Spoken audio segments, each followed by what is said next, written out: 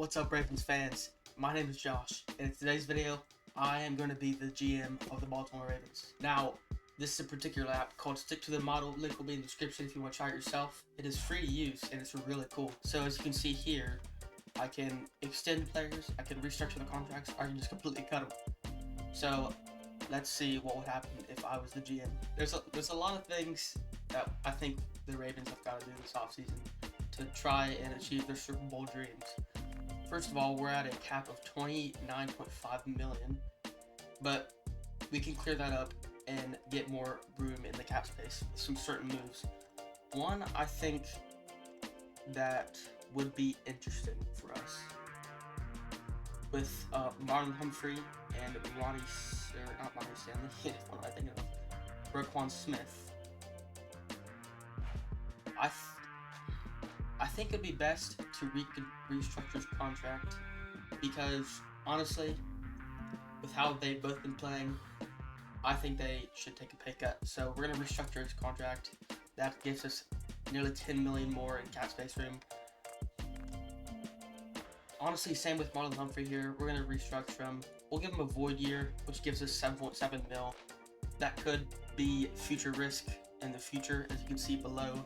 The cap space that says future risk, which that was there anyways, even before I did any of these moves. Now, for extensions, I think we should definitely go ahead and extend Zay Flowers. Give him a 4-year deal, flat. It gives you all this information here. I'm not like the greatest at being a GM, but if it's all the stuff is here. There's dead money if he's cut, 55.8 mil. I don't think we're gonna cut him, but let's see what the future holds. We're gonna extend him to a 4-year deal. That'll take down our cap a little bit, but that is definitely an extension we want to get done. Now with Lamar, they did recently restructure his contract, but I think it'd be best if we went ahead and extended him now. But I'm not for sure though, because in the future it could lead to a lot of money in cap space. You see here, total deal is 303 mil, and the current rate for QBs like him is 46.5 mil. Now the cap hit for this year, if we extended them at the top, would be 33.6. Next year, if we extended them like this, would be 83.6, which is insane. 3-year deal to add, which is basically a 4-year deal. Or well, no, he has 2 existing years plus 3 new, which would be 5 more years. So we're gonna go and do that. So that takes away 8 mil. We can extend Broderick Washington. I think a good 3-year deal. That'll give us a little bit more cap space. And I think everything else we should be good. Here's our pending free agents. Danny Pender, which we just added him. Cooper Rush, which obviously we cut him. And DeAndre Hopkins. We might bring him back in the future. I don't know. But as for right now, because I'm the GM, I have all the control. I don't think I want to bring him back at this current moment. So we're gonna head over to the trades. Now, basically, it sends a trade from another team, and they can have a player that they want. They can give you a pick. As you can see for the Broncos here, they will take Trenton Simpson. In return, they will give us their 2026 pick 108 and 111. It'll be pretty nice. You can also get players. Nose tackle. Very good from Tampa Bay for 45 and 80. I don't think I want to do that. Cole Kmet for 80 and 115. Maybe, but again, you can see the cap impact. 17 mil for him and nearly 10 mil for Cole Kmet. I think we can just pick up a good tight end in the draft. However, I'm interested in this deal. Trenton Simpson for pick 82, which honestly is pretty good. I might take that, but Trenton Simpson is, I think, is a good guy that can develop well, especially now that we have Jesse Mayer. So I think I'm not going to take any of these trades. Now on the free agency, here's all our free agents that we could re-sign. Not re-signing this guy, Vanoy, good edge, but I think he's at that veteran stage of his career. He's going to go to another team, I think, for a minimum of that deal, and I think he'll still be a productive player somewhere else, but I don't think for what we want to achieve, he's the right scheme fit for us. So here's other free agents that we can sign. So we got Deebo Samuel, Marshawn Lattimore, Joey Bosa, Tyreek Hill, all these good guys. Now, in terms of other people that I think the Ravens need to actually sign in the offseason, I think another good, decent guard or tackle would be good for us right before the draft. Kevin Zeitler, I would love to have him back. He's a little old, 36, so I don't know. Do not want to take any guards from the Chargers. No disrespect Chargers fans, but I'm sure you guys know your O-line is not the best. Let's just take this guy from the Steelers. It's a small deal, rotational left tackle, Calvin Anderson from the Steelers, and he accepted our offer, so that's a pretty good pickup for us. Now here's the draft. With this draft, you can either do just the first round, rounds 1 through 3, or the full draft. I think for this, I will go the full draft, and you can adjust the speed for how fast it goes. Now you can, in this, you can choose to trade up or trade down. I think I'm just going to keep our picks how they are, because I think we can get who we really need. So here at 14, we can get Spencer Fanio, Kenyon Sadiq, Gerard McCoy, Monroe Feeling, Proctor. A lot of really good guys, honestly. Denzel Boston, Caden McDonald. Honestly, I think Spencer Fanio is the pick for us here. I personally think the Ravens should get Olavia Vega Iwana. I don't know how to say his name. I probably butchered that like crazy. But in this draft, the Bengals picked him up, so that's unfortunate. But for a desperate O-lineman that we need, I think Spencer Fanio is a good guy to get. He's rotational.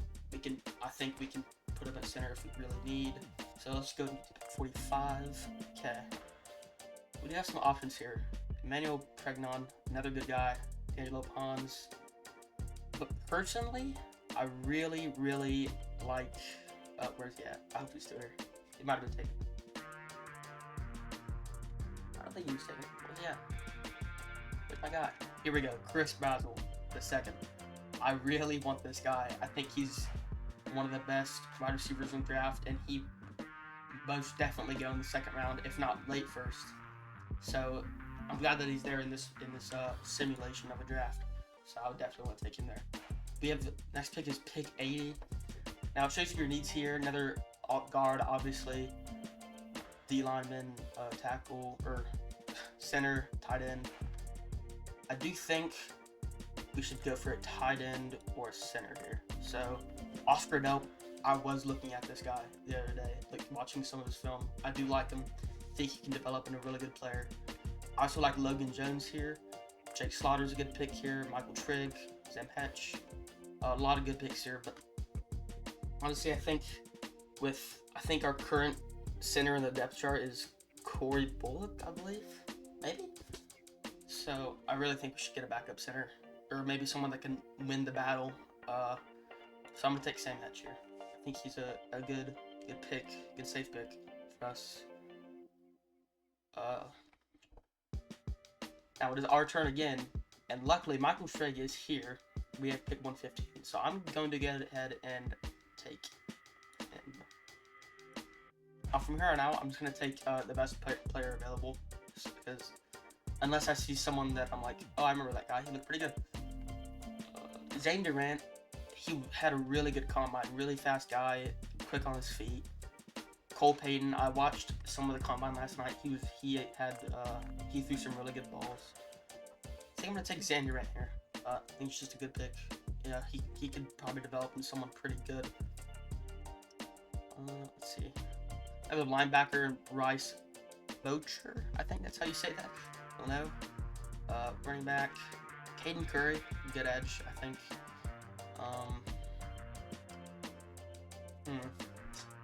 Let me think on this for a minute.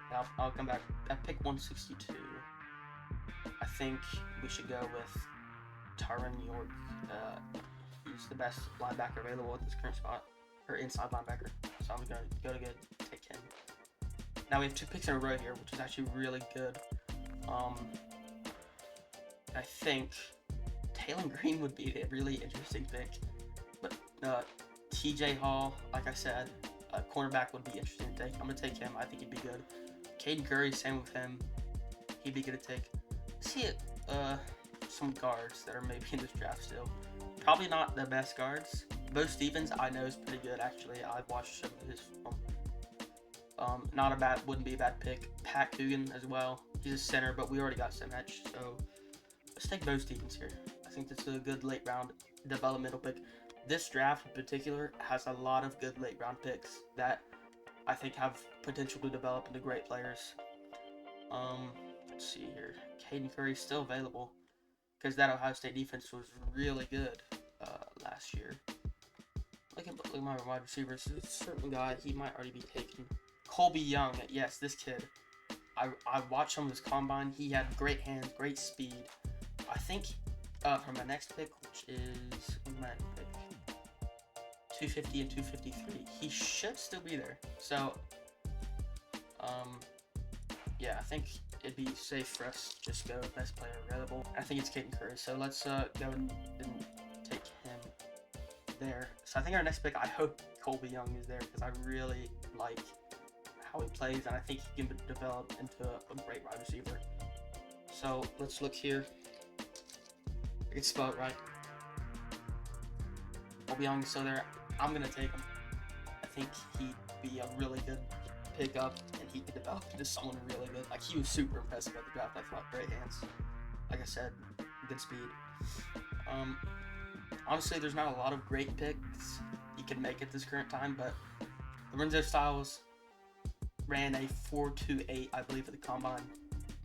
Don't want to pass up on a good safety like him. I'm just going to take him, you know, even though we have a good safety. So our off-season grade here is an A. So cap health's good, need fulfilled, 30 out of 30 on that. Roster moves gives the 20 out of 25. Future outlook, not entirely great, but that's just, you know, what you kind of got to deal with with the cap space that we currently have. So here's our depth chart. On wide receiver 2, we got Chris Brazzell. I don't know if he would immediately come in and be receiver 2.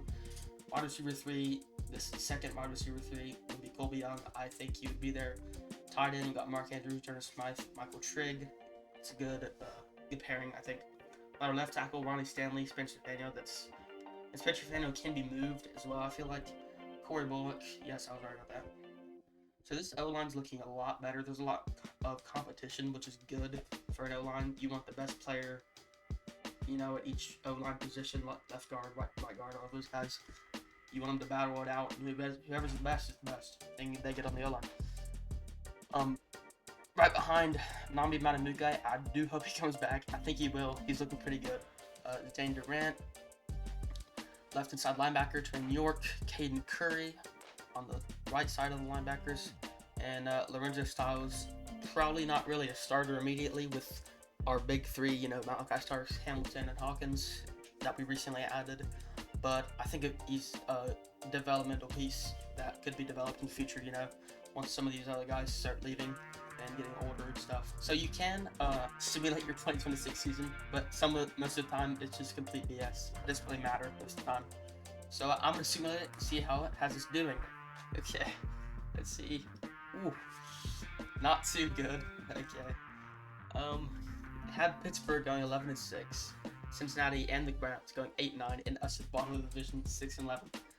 That's not what you want to see. Had the Chargers winning the Super Bowl. Interesting.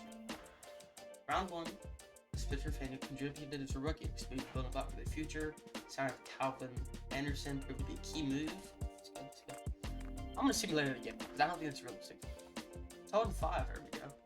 And we got first round by Buffalo. I don't like that. Let's continue the 2027 season. I don't think I'm really gonna do anything here because I think this upcoming season is all I'm really concerned about.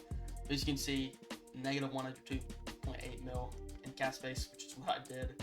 It's kind of on me. Now there's some moves like extending Roquan, extending Madubuike. Some of these other guys that'll get us more cap space. Anyways, thank you guys for watching. I was probably a really bad GM in this. I probably could have done some better draft picks and stuff like that, some better financial moves for the Ravens, but whatever happens this offseason. So I guess it's good that I'm not the GM, or else the Ravens would never win a Super Bowl again. I'm just gonna be honest. But hopefully they can win it this season. Anyways, thank you guys for watching. I'll see you guys in the next one, and goodbye.